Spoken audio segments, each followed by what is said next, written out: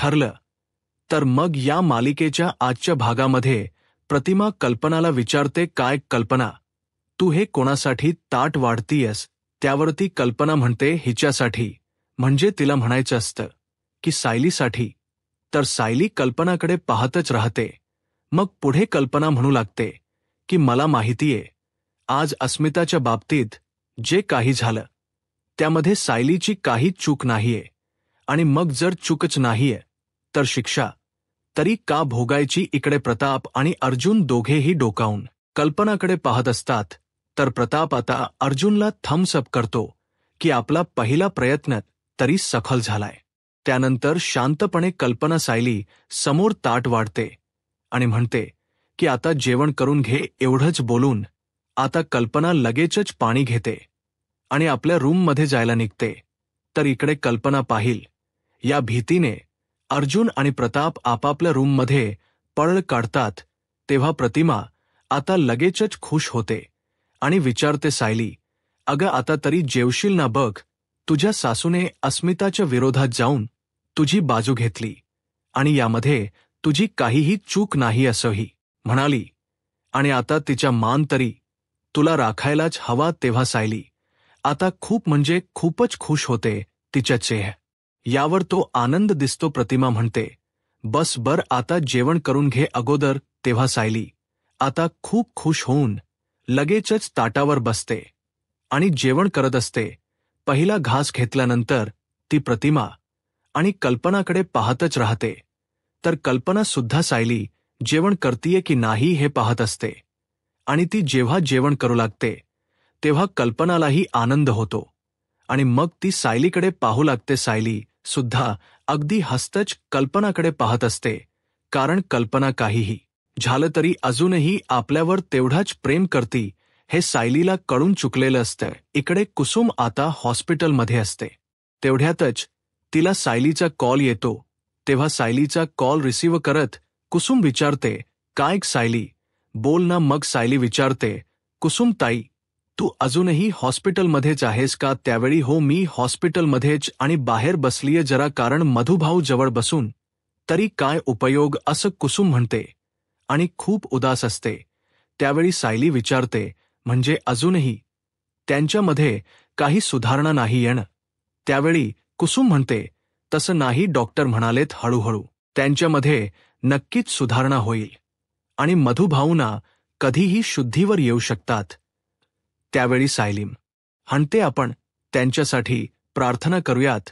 मी उद्या येतीय, तेव्हा भेटूयात आपण. कुसुम म्हणते, बाळा अजिबात तू दगदग करू नकोस. अगं मी आहे, काका काकू आहे, गौरव आहे, साधना आहे आणि आम्ही सगळे आळीपाळीने थांबतो इथे. असं मधुभाऊंना कधीच एकटं सोडत नाही आहोत.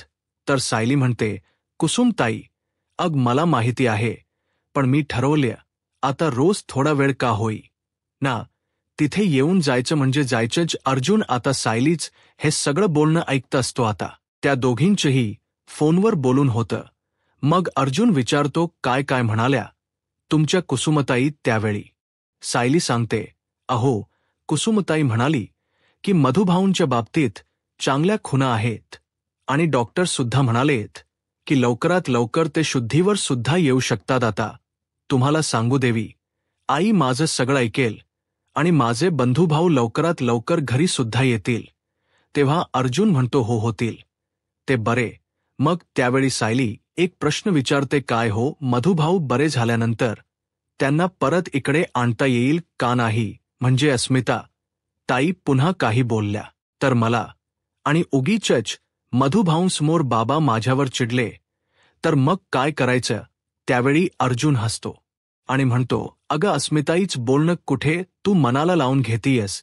ती आपली अशी नेहमी बोलतच असते ना. आणि कसं असतं, प्रेग्नन्सीमध्ये मूड स्विंग्स होतात, सो ती बोलतच राहणार, त्यामुळे तिच्याकडे तू दुर्लक्षच कर.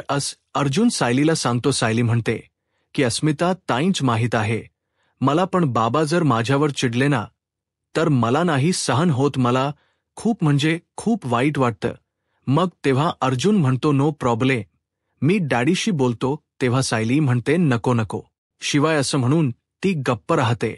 अर्जुन म्हणतो, म्हणजे काय झालं तेव्हा सायली म्हणते, अहो बाबांच्या चिडण्यामुळे एक चांगली गोष्ट तर झाली आहे. तेव्हा माहीत नसल्यासारखं नाटक करत अर्जुन विचारतो काय झालं. तेव्हा सायली सांगते, काही नाही, आईंनी स्वतःहून मला जेवायला वाढलं आणि मला म्हणाल्या सुद्धा जे काही घडलं त्यामध्ये माझी अजिबात काहीही चूक सुद्धा नव्हती अहो. तुम्हाला एक सांगू अहो, जोपर्यंत मी पहिला घास घेत नाही ना तोपर्यंत आई माझ्यावर अगदी लक्षच ठेवून होत्या. त्यांना खरंच खूप वाईट वाटत होतं माझ्याबद्दल आणि माझ्या काळजी सुद्धा करत होत्या. तुम्हाला म्हणून सांगू अहो हो, खूप दिवसानंतर आईंचं हे रूप मला पाहायला मिळालं. खूप म्हणजे खूप छान वाटलं असं सायली अगदी आनंदाने अर्जुनला सांगते आणि तिच्या चेहऱ्यावरील तोच आनंद आता अर्जुनला पाहायचा असतो आणि म्हणूनच तो सुद्धा खूप खुश होतो. तेव्हा अर्जुन मनातच म्हणतो की ही तर फक्त सुरुवात आहे बायको, आता आपला प्लॅन वर्क होणार, ही तर फक्त एक खून आहे, आता इथून पुढे मिशन मम्मा असं म्हणून आता तो सायलीकडे पाहत राहतो. इकडे कल्पना आपली पुस्तक वाचत बसलेली असते. तेवढ्यातच प्रताप तेथे येतो. त्यावेळी तो आता मुद्दाम होऊन कल्पनाला विचारतो, काय तुला काही बोलायचं आहे की नाही. तेव्हा ती विचारते, कशाबद्दल. मग आता सायलीबद्दल. असं मी विचारतोय. तुला बघ ना आजकाल कशी ती वागते. अगं आतापर्यंत अस्मिताची ती अगदी व्यवस्थित काळजी घ्यायची आणि आता तू त्या सायलीची बाजू घेतलेली मला अजिबात आवडली नाहीये. हा असं आता तो म्हणतो. त्यावेळी कल्पना म्हणते, हे पहा मी अजिबात तिची बाजू वगैरे घेत नाहीये. हा हो, एवढं मात्र खरं, अस्मिताच्या चुकासुद्धा मी अजिबात पाठीशी घालणार नाही. अहो सतत आपली चिडचिड आणि टोमणे मारणं, अहो गरोदरपणामध्ये कसं मुलीने आनंदी राहायला हो पण नाही, हेच सारखं आपलं वेगळंच काहीतरी सुरू असतं, सारखी आपली चिडचिड करत असते. तेव्हा प्रताप मुद्दाम होऊन आता कल्पनाला सायली विरोधात भडकवून देत असतो आणि म्हणतो, अगं पण सायलीची काही जबाबदारी आहे की नाही, कारण या घरची ती सून आहे आणि अस्मिताची वहिनी सुद्धा. हे पहा, अस्मिताच्या बाबतीत झालेला गलथानपणा मी अजिबात सहन करून घेणार नाही. त्यावेळी कल्पना म्हणते की तुमच्या हल्लीन सूर बदललेला दिसतोय. हा तेव्हा प्रताप म्हणतो, म्हणजे नक्की काय म्हणायचं तुला. तेव्हा कल्पना म्हणते, नाही, अस्मिताच्या चोर ओटीच्या वेळी तुम्ही म्हणाला होतात आणि अगदी ठामपणे सुद्धा सांगितलं होतं की सायलीचं मी बाप आहे आणि मी अगदी कायम तिच्या पाठीशी उभा राहणार, म्हणजे राहणारच. मग आता प्रतापच जरा गोंधळतो, गडबडतो आणि एकदम शांत बसतो आणि आता कल्पनाला काहीतरी उत्तर द्यायचं म्हणून देतो. अगं त्या दिवशी काय झालं होतं मला माहीत होतं ना, सायलीने ते तेल तिथे सांडवलं नाहीये म्हणून मी असं बोललो म्हणून तिची बाजू घेतली. पण जर अशी चूक होणार असेल तर मी ती सहन करायची का सांग बरं तूच. तेव्हा ती आता पुन्हा सायलीची बाजू घेणार. तेव्हा प्रताप म्हणतो, बस झालं आता, विषय बंद. असं म्हणून तो ब्लँकेट घेऊन आपला तिच्याकडे पाठ करून झोपतो. कल्पना मग चिडूनच म्हणते, हो तुमचं बोलून झालं ना, आता म्हटल्यानंतर विषय हा संपणारच. असं म्हणून ती सुद्धा पुस्तक ठेवते आणि मग झोपी जाते. तर प्रताप मागे वळून पाहतो आणि गालात हसतो, कारण सायलीला बोलल्यानंतर तर तिला किती त्रास होतोय हे आता प्रतापने अगदी जवळून पाहिलेलं असतं. तर दुसरा दिवस उजाडतो. तेव्हा प्रिया आता इकडे दुसरीकडे असते आणि ती आता मस्तपैकी आळस देत उठते. खूप दिवसानंतर तिला गादीवर झोपायला मिळालेलं असतं, त्यामुळे तिच्या चेहऱ्यावर तो आनंद भलताच दिसतो. अगदी आळस देत ती आता म्हणते, अरे बापरे, किती दिवसांनी मला गादीवर झोपायला मिळालं, खूप छान वाटते. मग आता गुड मॉर्निंग मॉर्निंगच. आता लगेचच अश्विन तेथे तिला म्हणतो. त्यावेळी प्रिया आता त्याच्याकडे पाठ करून झोपलेली असते. मग आता मनातच ती अश्विन आला म्हणून विचार करते की बापरे, हा ग्लू अजून इथेच आहे का. ग्लू बनवणाऱ्या कंपनीने याला जर पाहिलं ना तर जाहिरातीसाठी नक्कीच घेतील चिपकू कुठला. आणि मग त्यानंतर लगेचच दुःखद असल्याच नाटक करत ती म्हणते, अश्विन. तेव्हा अश्विन तिची काळजी करत आरामात आरामात उठा असं तिला पकडत म्हणत मग आता तो विचारतो, सांग बळ कसं वाटते तुला, आता कालच्यापेक्षा बेटर वाटते की नाही. तेव्हा ती म्हणते, हो बरं वाटते जरा, परंतु अशक्तपणा आहे रे खूप. तो म्हणतो, हो आजच्या उद्याचे दिवस राहील तो अशक्तपणा, परंतु तू आता छान रिकव्हर होशील. अगोदर तू कॉफी घे बरं अस आताच तो तिला म्हणतो. तेव्हा ती कॉफी घेते आणि त्याच्याकडे पाहतच राहते. उगीचच मुद्दाम होऊन त्याच कौतुक करते. तू रात्रभर इथेच होतास का? तो म्हणतो, मग तुला एकटीला सोडून कसं जाणार मी घरी? त्यावेळी आता ती म्हणते, तू नसतास तर कसं झालं असतं रे अश्विन माझं, कारण काल मी जेलमध्ये जेव्हा चक्कर येऊन पडले ना, तेव्हा खरंच कोणाला काही वाटलं नव्हतं रे. मग पुढे रडण्याचं नाटक करत, खरंच जर तू काल तेथे नसतास ना, तर मी खरंच जागच्या जागी मेले असते रे, माझा जीव गेला असता, असं रडण्याचं नाटक करत ती म्हणते. तेव्हा तो म्हणतो, हे बघ मी असताना अजिबात तन्वी असा विचार करायचा नाहीस, तू समजलं बघ. आता मी दुपारी ना तुझ्यासाठी गरमागरम घरच जेवण घेऊन येतो. तेव्हा प्रिया म्हणते, काय घरचं जेवण? अरे कित्येक दिवस झाले मी घरच जेवण सुद्धा धड जेवले नाही. तेव्हा तो म्हणतो, येतो घेऊन, तोपर्यंत तू कॉफी पी आता. अश्विन तेथून गेल्यानंतर प्रियाला हेच हवं असतं की आपल्याला सगळं काही व्यवस्थित मिळावं इथे. मग आता प्रिया लगेच असंच ती कॉफी एन्जॉय करू लागते. दुसरीकडे प्रताप हळूच आता प्रतिमाला सांगतो, अगं आपला प्लॅन वर्क होतोय हा, कारण काल रात्री जेव्हा मी सायलीबद्दल बोलत होतो ना, असं थोडं वाईट साईड, तेव्हा कल्पनाला राग येत होता. तिने 4 गोष्टी मलाच सुनावल्या. प्रतिमा खुश होते आणि विचारते, हो का, म्हणजे प्रगती होतीये, पण हे लवकरात लवकर संपलं पाहिजे हा आपलं नाटक.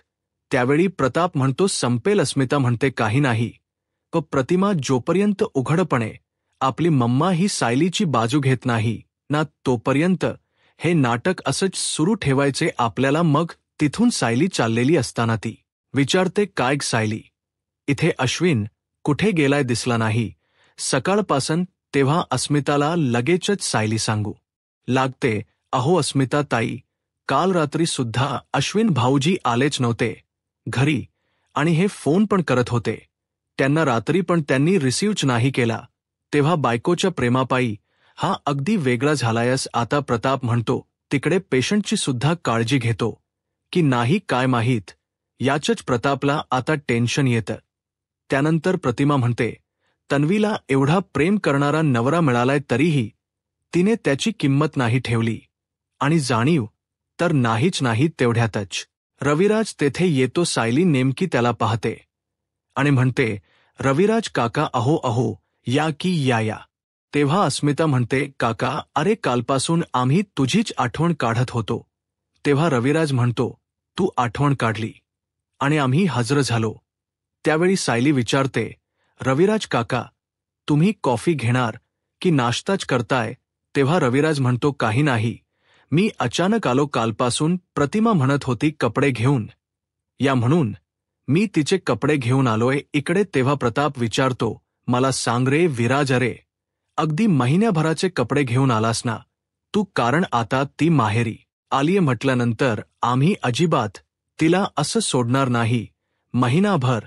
त्यावेळी रविराज म्हणतो, नाही तिला हवी तितके दिवस राहू दे तिथे, पण सायली तुला मात्र एक जबाबदारी घ्यायला हवी हा. त्यावेळी सायली विचारते, कुठली?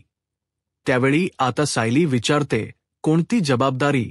मग रविराज म्हणतो, हे बघ, ह्या प्रतिमाच्या गोळ्या आहेत ना, त्या अगदी वेळच्या वेळी तुला तिला द्यायला लागेल. सायली म्हणते, हो एवढंच नाही तर जबाबदारी मी अगदी आनंदाने घेईल सत्तावर, आणि मला फक्त तुम्ही सांगा कोणत्या गोळ्या कधी आणि कशा द्यायच्या ते. तेव्हा रविराज आता तिला समजावून सांगतो की प्रतिमाच्या गोळ्या तिला कशा द्यायच्या. इकडे अर्जुन मात्र विचार करत असतो की साहिलच्या आई-बाबांना शोधायचं कसं, ते कुठे असतील हाच विचार सतत त्याच्या मनात आता असतो. त्याला सगळे प्रसंग आठवतात, अद्वैत काय बोलला होता आणि मधुभाऊ काय बोलले होते. त्यामुळेच आता तो विचार करतो की आता मिशन मम्मा तर सुरू झाले, डॅड त्याचबरोबर अस्मिता आई मिळून हे सगळं प्रकरण हँडल करतीलच, परंतु सायलीच्या आई-बाबांचा मला शोध घ्यायला हवा. ते कुठे असतील, कसं शोधू मी त्यांना? मला तर काहीच कळत नाहीये. मी आता एकटा तरी कसा शोध घेऊ, कारण आता मधुभाऊ कधी शुद्धीवर येतील हे सुद्धा माहीत नाहीये, आणि कुसुमताईंना सुद्धा सायलीच्या बालपणाबद्दल एवढं काही माहीत नाहीये, आणि सायलीला डिरेक्ट काही विचारलं तर ती काही सांगणार सुद्धा नाही. काय करू मी हाच विचार करत अर्जुन रूममध्ये असतो. तेव्हा आता नंतर त्याच्या सगळं लक्षात येतं. तो म्हणतो असं बोलता बोलताना अचानक डिरेक्ट तिला तिच्या बालपणाबद्दल विचारायला, हो, आणि this is the great option is असं म्हणून तो खुश होतो, कारण सायलीकडून बालपणाबद्दल कसं काढून घ्यायचं बरोबर आता त्याच्या लक्षातही आलेलं असतं. तर अर्जुन लगेचच त्या तयारीला लागतो. दुसरीकडे आता सर्वजण रविराज बरोबर गप्पा मारत बसलेले असतात. तेवढ्यातच अश्विन तेथे येतो. तेव्हा प्रताप आता त्याला विचारतो, अश्विन, अरे कालपासून कुठे गेला होतास? तुला कॉल केला, तू रिसीव्ह नाही केला. आता अश्विनचा मूड जरा वेगळा असतो. तो थोड रागात सायलीकडे पाहतो आणि तिला म्हणतो की मी थोड्या वेळात आवरून लगेचच निघणार आहे, तेवढ्या वेळामध्ये माझा डबा तयार कर. तेव्हा सायली म्हणते, हो चालेल, पण मी हॉस्पिटलमध्येच पाठवते. हा, म्हणजेच तुम्हाला अगदी गरमागरम जेवता येईल. त्यावेळी अश्विन मोठ्या तोयातच रागातच म्हणतो की तो डबा मी स्वतःसाठी नाही तर तन्वीसाठी घेऊन जाणार आहे. तेव्हा तन्वीसाठी असं अस्मिता विचारते. तेव्हा आता तो म्हणतो, हो, तन्वीसाठीच, कारण तुम्ही साधी तिची चौकशी जरी केली नसेल ना तरीही मी तुम्हाला सांगतो, कारण तन्वीची तब्येत खराब आहे असं अश्विनने सांगतात. सर्वजण धक्क्याने त्याच्याकडे बघतात. प्रतिमा आणि रविराज सुद्धा तेथे असल्यामुळे त्या दोघांनाही थोड वाईट वाटतं. त्यानंतर अश्विन रागातच म्हणतो, काल ती जेलमध्ये चक्कर येऊन पडली होती आणि तिचा बीपी सुद्धा अगदी लो झाला होता, आणि नशिबाने मी तिथे होतो म्हणूनच तिला लगेच ट्रीटमेंट सुद्धा मिळाली आणि तिला हॉस्पिटलमध्ये सुद्धा शिफ्ट केले. असं म्हटल्याबरोबरच रविराज धक्क्याने विचारतो, काय हॉस्पिटलमध्ये? तेव्हा रविराजला आठवत की कशा अशा प्रकारे तन्वीने खोटेपणा केला. तन्वी खोटी बोलली म्हणूनच कोर्टाने तिला एवढी मोठी शिक्षा दिली. मग आता तो प्रियाची विचारपूस करणंच थांबवतो, कारण त्याला माहीत असतं तन्वीने आपल्याबरोबर आजपर्यंत फक्त खोटेपणा केलाय म्हणून तो पुढे काही विचारत नाही, दुर्लक्ष करतो. तेव्हा अश्विन विचारतो, काका, तू काहीतरी विचारणार होतास ना? तेव्हा आता काही नाही, मी काही नाही विचारलं असं रविराज म्हणतो आणि विषय टाळतो. त्यालाही दुःख झालेलं असतं, पण तो दाखवत नाही. तर सायली म्हणते, माफ करा अश्विन भाऊजी, पण मी अजिबात प्रियाला डबा देणार नाही. तेव्हा अश्विन रागाच्या भरातच विचारतो, आता देणार नाही म्हणजे नक्की काय म्हणायचे? सायली म्हणते, हो, कारण या घराने ना प्रियाबरोबर असणारे सर्व संबंध तोडून टाकले आहेत, आणि जी मांस खाल्ल्या मिठाला जागत नाही त्या माणसांना या घरातून अन्न जाणं हे कधीही शक्यच नाही, असं अगदी बजावून सायली सांगते. तेव्हा अश्विन आता रागातच म्हणतो, एक मिनिट, हे बघ, मी तुला विचारत नाहीये, मी तुला सांगतोय की मला डबा हवा आहे माझ्या बायकोसाठी, मला घरच जेवण घेऊन जायचंय, असं तो खूप रागातच म्हणतो. प्रताप खूपच चिडतो आणि म्हणतो, अश्विन, हे घर ना तिचं नाहीये, आता समजलं. त्यावेळी अश्विन आता उद्धटपणे बोलू लागतो, प्रति-उत्तर करू लागतो आणि म्हणतो, हे घर माझं तर आहे ना, पण आणि मग माझं असेल ना तर तन्वीच सुद्धा आहे, आणि तुम्ही कितीही नाकारलं ना तरीही हे सत्य बदलणार नाहीये, असं आता तो ठामपणे सांगतो, आपलं मत मांडतो. त्यामुळे आता कल्पना तो आवाज ऐकून लगेचच तेथे येते आणि विचारते, काय रे, काय झालं? तुमचे असे आवाज का वाढलेत? आणि रविराज भाऊजी, तुम्ही कधी आलात? तेव्हा रविराज म्हणतो, मगाशीच आलो, पण थोडं जर उशिरा आलो असतो तर जरा बरं झालं असतं, कारण माझी मुलगी घरात नसताना तरीही भांडण तेथून लावतीये हे बघताना त्रास होतो मला. तेव्हा आता प्रियाविषयी कोण काय बोलणार, त्यामुळे सगळेच जण आपले गप्प बसतात. त्यानंतर आता प्रताप म्हणतो, रविराज, तू वाईट वाटून घेऊ नकोस, असं म्हणून तो अश्विनलाच आता दम भरतो की अश्विन, तुझी बायको हॉस्पिटलमध्ये आहे ना, मग हॉस्पिटलचं जेवण मिळेल तिला इथून कुठलीही मदत जाणार नाही एवढं मात्र लक्षात ठेव. तेव्हा कल्पना विचारते, काय रे तन्वी, मी हॉस्पिटलमध्ये का आहे? मग अश्विन रागाच्या भरातच म्हणतो, जाऊ दे, तसाही त्याने काय फरक पडतो, कारण ती उपाशी मेली तरी चालणार आहे. आता हे सगळ्यांनी मान्य केलंच आहे ना? मग आता प्रतिमा म्हणते, असं कोणी बोललं नाही रे अश्विन, तू असं का बोलतोस? तेव्हा अश्विन म्हणतो, पण तिच्यासाठी कोणी जेवण सुद्धा देणार नाही ना? एकीकडे अन्नपूर्ण ट्रस्ट काय करते, तर रस्त्यावरच्या गोरगरिबांना जेवण देत असते, आणि दुसरीकडे स्वतःच्या सुनेला मात्र जेवण नाकारलं जातंय. सगळेजण आता अगदी अश्विन चुरूचुरू बोलत असताना त्याच्याकडे बघतच राहतात. त्याचा आवाज खूप वाढलेला असतो. प्रताप सुद्धा गप्प बसत नाही. तो आता म्हणतो, हो, कारण ते गोरगरीब आहेत ना, ते खाल आल्या ताटामध्ये अजिबात थुंकत नाहीत. आणि तिने काय काय केले हे मला बोलायला लावू नकोस. हा अश्विन आता असं म्हणून आता प्रताप सुद्धा खूपच खवळतो आणि अश्विनवर चिडूनच त्याला म्हणतो की तू गप्प बस, तिची बाजू घेऊन आमच्याशी भांडायचं नाही की बोलायचं सुद्धा नाही. तरीही उद्धटासारखा अश्विन करतो आणि म्हणतो, डॅड, तुम्ही ना आता खरंच काही बोलूच नका. हा तेव्हा कल्पनाला सुद्धा अश्विनच्या ह्या वागण्याचा अतिराग येतो. तेव्हा रविराज आता एकदम शांत होऊन जातो आणि प्रतिमा सुद्धा, कारण त्यांच्या मुलीमुळे या सुभेदार कुटुंबाला किती भोगाव लागते एका क्षणी त्यांच्या मनामध्ये विचार येत असतो. तेव्हा प्रताप म्हणतो, सॉरी हा रविराज, तू वाईट वाटून घेऊ नकोस, कारण आमच्या घरात काय काय चाललंय हे तुला बघावं लागतंय. तेव्हा अगदी दुःखी मनाने रविराज म्हणतो, मला तर खरंच कळतच नाहीये की माझ्या मुलीला एवढा चांगला नवरा मिळाला, त्याचा आनंद वाटावा की यासाठी तिची योग्यताच नाहीये, याचं दुःख मानावं. त्यावेळी आता सगळ्यांनाच रविराजबद्दल खूप म्हणजे खूप वाईट वाटतं. सगळेजण त्याला समजावू लागतात.